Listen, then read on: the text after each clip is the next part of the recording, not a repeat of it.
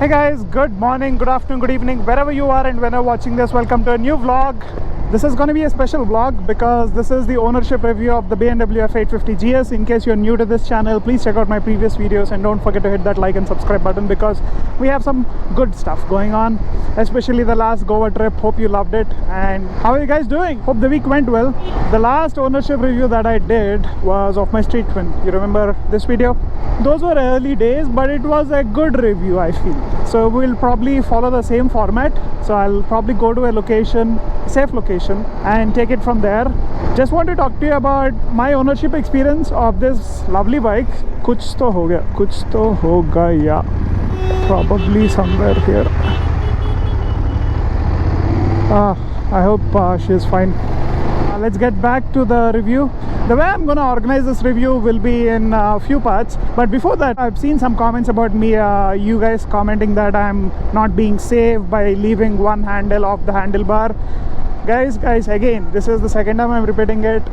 I'll do it only when I feel safe. Whenever I feel that I need to get full control of the bike, I'll have both hands on it. So please don't worry about that. I'm not being reckless. It's just that I'm comfortable doing this and I feel safe doing this too. Even on the highway, like look at that. There was a bike coming up and I realized I need both my hands on it. So I just want to leave it at that. Don't want to entertain any more comments on this part. Anyway, let's get started. So I'll touch upon the design of the bike, the engine and performance obviously, and then we'll talk about electronics and reliability. We'll also talk about service and maintenance and then accessories, and finally my conclusion about the ownership experience. So those are the few points I'll talk. So talking about design, design is a very subjective element. Some like it, some don't like it. So this is in the adventure motorcycle category. In this ADV category, you have multiple bikes, right? You have the Tigers, the Multistradas, the Africa Twins, the Kawasaki Ninja 1000s, which is Sport Tourer, and the 900XR. So each have their own design language, but typically the common design element that you find is they sit tall and the suspension travel is high, and you have that beak section in the forward, in the front. There is a lot of activity going on compared to a sports bike, and in that sense it can be a hit or a miss. Like I feel the Tiger design is decent. Personally, I'm not a big fan of the Africa Twin design. I just feel like in the middle part of it you sit too low. On the 850 you sit probably too tall. So Tiger is somewhere in the middle. The point is, design is a personal preference. And when I talk about design, I need to touch upon ergonomics. Ergonomics is how everything is laid out to touch, feel. When you're sitting in that rider triangle, basically your handle, your feet and your head, how are these aligned to the whole bike? That talks about ergonomics. For this bike, for my height, which is around 5'11", I feel very comfortable. I'm not stressed either too forward or too backward, and I think position of my knees is also not so bad. As you can see, it is slightly on the sportier side, and you can always adjust these pegs. Tiger is probably the most comfortable of the bikes. Africa Twin is too in terms of the height because it sits low, even though the bike looks big and tall. Yeah, ergonomics on this bike are decent, but this is primarily an off-road focused bike. BMW has 750 GS, which is a road focused bike, but then that is underpowered and overpriced, and in that regard I don't think it's a great buy. BMW has launched the F900XR, which I recently had a chance to test ride, and the impressions are here. It is a good road focused option compared to the 850. It is similarly powered. I'll touch upon the power and performance and engine specs on this in a few minutes. In terms of road focused bikes, there are different options. I'm gonna primarily compare this mostly to the off-road focused bikes that are there on the market when I purchased this bike, not right now, because right now there are more options. The only options that I had in the off-road category were the Africa Twin, the Tiger 800XC, which is equivalent to the Rally Pro GT, and this one. So my budget was around 15 lakhs. Primarily I was actually looking for a road focused bike, but then the Tiger was not available at that point of time. Africa Twin was ending up around 18 lakhs or so, which was out of my range. This had a good offer on that, and I touched upon this earlier too, so I decided to go ahead with this. Now let's talk about performance. As you see here, I'm in 6th gear right now, and it pulled from 60 to 85 very easily without any issue. Being a twin cylinder, it has a different character to let's say the Tiger, which is a triple cylinder. The power comes at the mid end and the high end. On this, the power comes very early on till the mid ends. On paper, this is much more powerful than that Tiger 800XC. This has around 95 horsepower on paper, but the Indian version comes with 90, and on the wheel maybe you would get around 80 to 85. And the torque is also pretty good. Being a twin cylinder, you get a very high torque, unlike the Tiger where the torque comes at a very higher RPM. Specs wise, this was much more interesting, much more quicker. This definitely can do 0 to 100 under 5 seconds. It is very sprightly, and because of the twin cylinder nature, you get it at a very low RPM.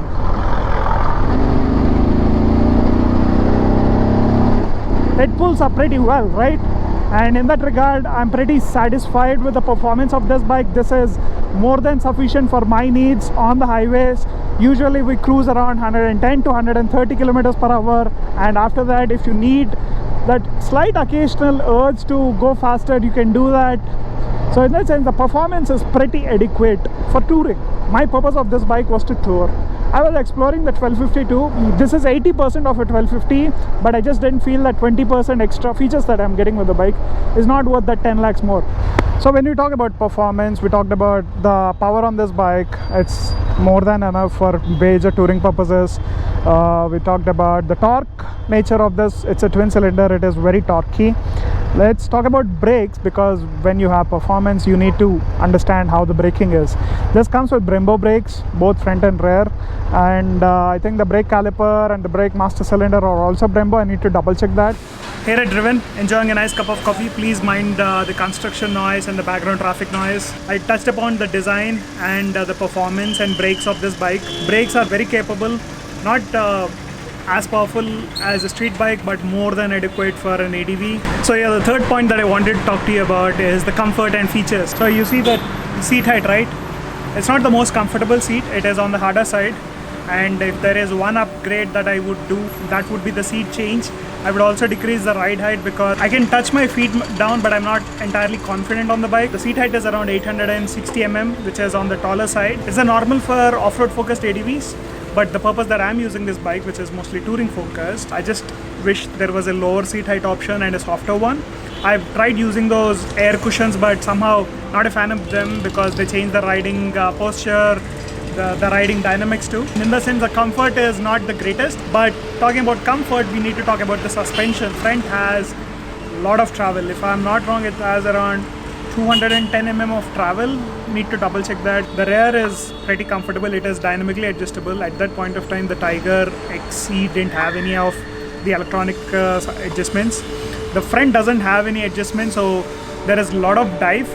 As I said, this is an off-road focused bike, so the dive is natural for an off-road focused bike. It works pretty well, but for a touring road focused bike, you want that adjustability. So I wish the next version at least gives manual adjustment. It doesn't need to be electronic.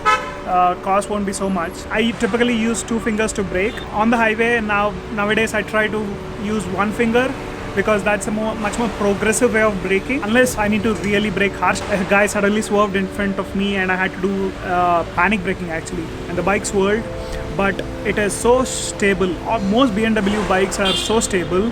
It could be due to the electronics, but it held up pretty well, and I could control it till the last minute. Except for those instances when you need to panic brake, most of the time the suspension is fine. To be honest, I'm not happy about this, but for our Indian roads, bad patches are quite prevalent. I actually like an off-road bike for touring rather than a touring bike which can occasionally do off-road. I don't know if some of you feel that, but I feel off-road bikes are much more capable in our bad roads, because you can just go over bad bumps very easily. Like the Goa ride was one single stretch of straight highway for almost 450-500 kilometers. It's a single lane state highway. The roads are patchy, bumpy, but I hardly felt anything. The only discomfort I had was with the seat, and if I had a softer cushion on the seat, it would have been the most plush ride that I could have gotten. On the comfort side, it is manageable, not the best, but few changes here and there, it will do a great job.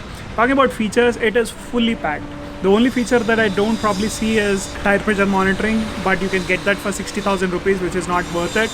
And if it's a habit for you to just monitor the tire pressure whenever you go to a petrol bunk. I think that's not something you really need. Front suspension, it just built something that they didn't have. That is an important feature I think is missing at that price point. So if you're paying around 16-17 lakhs for a bike, that is a must. A full 6.5-inch TFT screen, which is the best in the industry. Completely LED lights, front, back, indicators, electronically adjustable rear suspension, and a quick shifter. It also downshifts. Works perfectly at a certain RPM, not at all RPM, so you need to be very cautious of which RPM you're at. So talking about features, one big feature is the electronic rear suspension, which is pretty good. You won't notice when it works, but it does raise the preload. I did a dedicated video on suspension settings, preload, rebound, and compression. Go check that out. So whenever I tour, I increase the preload when there is luggage. Haven't had a chance to take a pillion for a ride, but it has settings for that. Most BMWs these days have that. And I think these are features, if you have to do it manually, most of the time you would ignore and not care about them. You'll probably just jack up the tire pressure. That's not the right way. You need the suspension height settings to be increased too, so that the ride is comfortable. But when I'm talking about electronics, I need to talk about the reliability, because electronics tend to fail quite a lot. This had few errors here and there, but nothing that can trouble the ride. When we were doing the Sikkim ride in Bhubaneswar, if I remember, I had a spring stud failure error. And recently when I was giving for the service, there was an ABS Pro and traction control failure. It was rectified with a software update. The one in Bhubaneswar, it was rectified by just clearing the errors.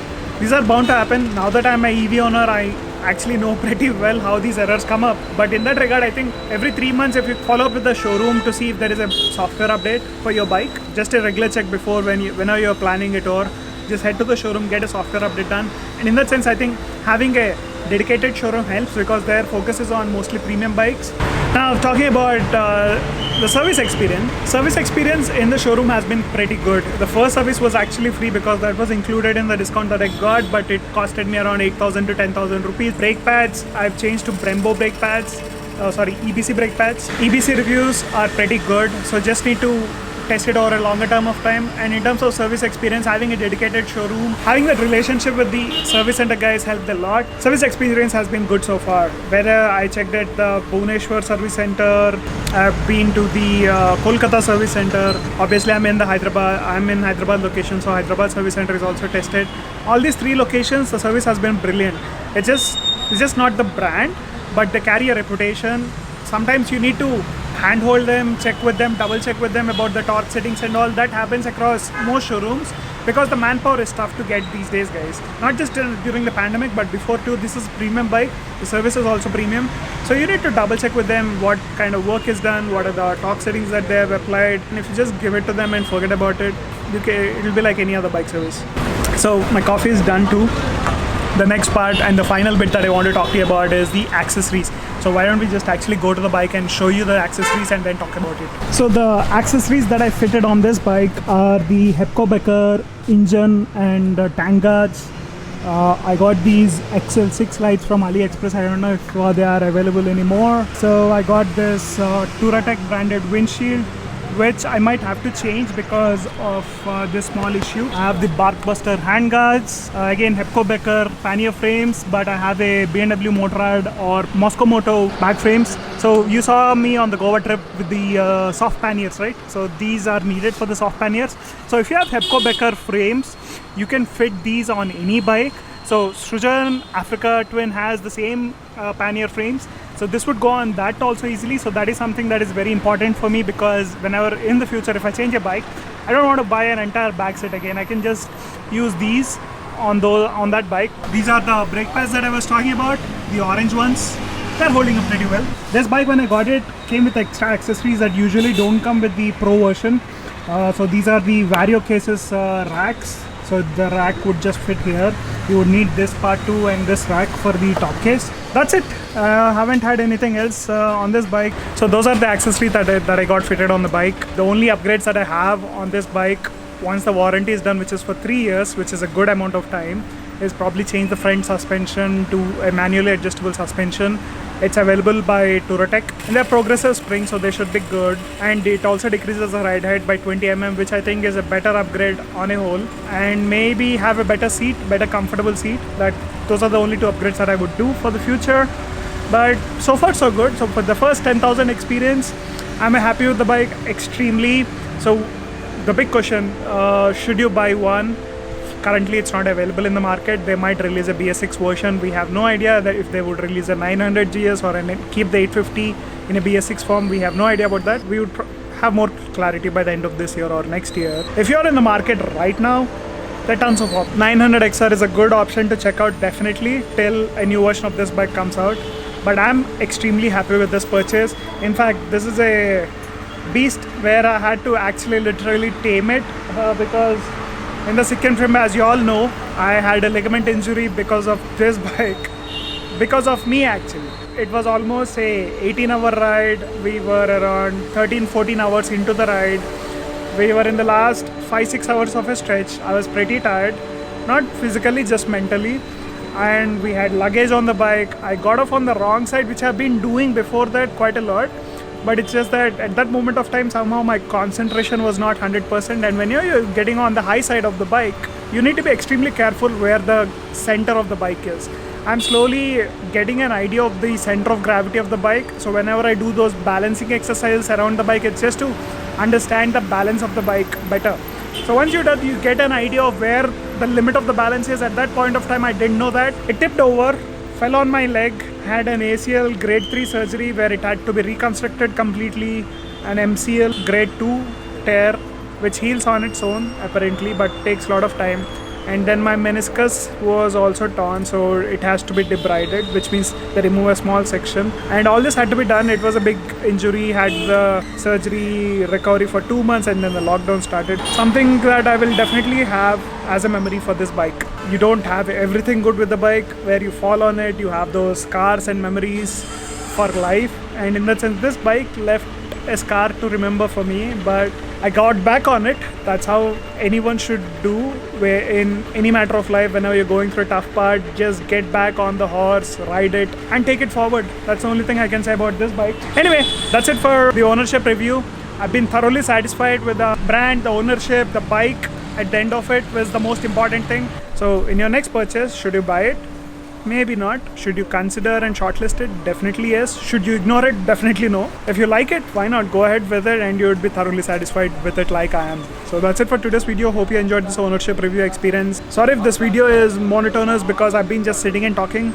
I just wanted something different. So hope you liked it. Let me know what you think. In case you're watching this in night time, have a good night. Take care. Bye bye. See you soon.